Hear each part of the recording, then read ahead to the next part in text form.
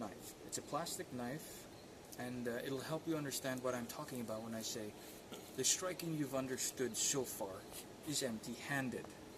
So take a look at this. I remember showing you this simple motion. This is your normal punch. Now in Filipino martial arts, they took this concept to a very smart level where they said, with or without weapon, the movement stays the same. Your conventional boxing nowadays comes from this concept of martial arts. However, boxing nowadays has been inverted. So nobody really sees the value of the knife in it, except for the creators, which is the Filipino martial arts. So here's how it goes. Your hand is cocked in, and you strike, you punch. So you can turn your fist, you can do more like a hammer fist, as they call it. How does this translate?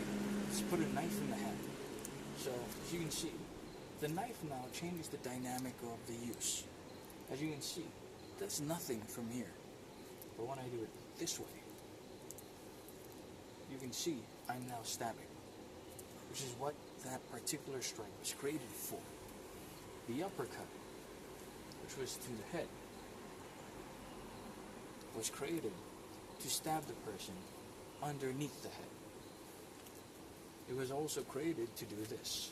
So in Filipino martial arts, the hand gets broader. It becomes something called dirty boxing. So instead of just punching this way, you're also allowed to follow the way the blade works, stabbing this way. You take that away, you're now hammer fisting.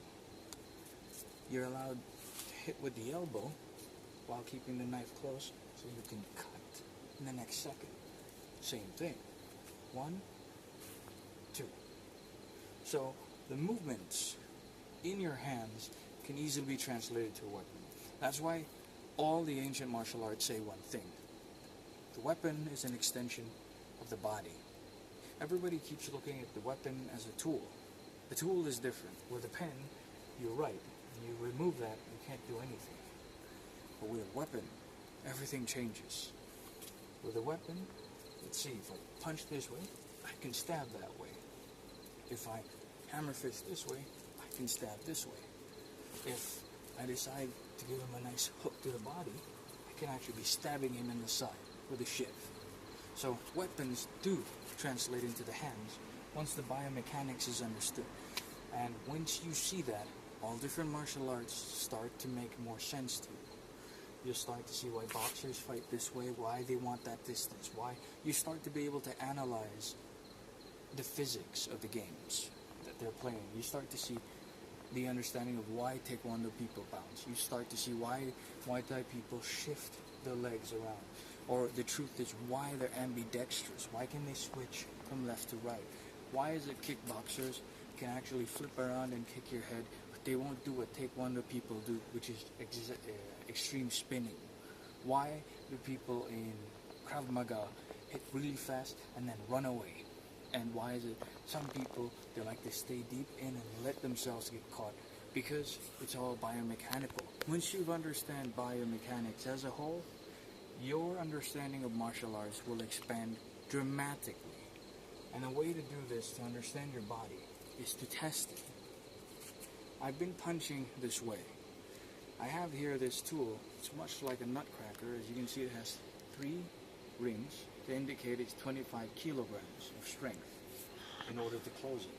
So what I do in order to extreme, you can say my punches, is I try to punch while holding this. If I can punch, this is scientifically understood, I can punch while closing this. Upon impact, I am able to hit while lifting 25 kilograms of force in this fist, and that combines with all the other things that add up to it. So whenever a man does hit another man, there is what we call a power gauge, which I'll explain much later.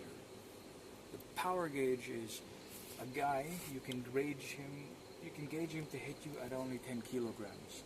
That means he punches you, but it's only worth 10 kilograms of force. And then there are people who train to hit so hard, like Mike Tyson, he could knock out a cow by hitting it on the head. Now I can't do that, but I will show you the exercise that I do in order to increase the power of my punches. So I have this here. I wrap my fingers around it and I wait. I stay unloaded here. Well, you can say I am cocked in, but I'm unloaded. So I load the force and then I take the punch. This is 1, 2, 3. Now, how many can I do before this force is open will be up to how many times I practice a day with this. So if you want to actually fix your biomechanical function, use a mirror and look at your body. See if it moves out of line. See if you can feel those differences. It's more like an Alexander method. You can look that up. And other ways is to test the biomechanics of your body. Can your arm twist this way? If it can't, why can't it? What did you do? What is in your training that's not allowing you to? How can you fix that?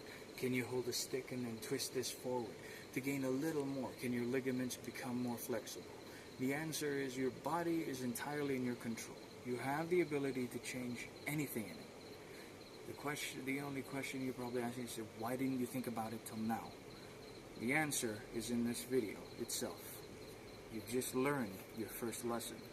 Welcome to Biomechanics of Striking. And better yet, welcome to a better understanding of combat. Thank you very much.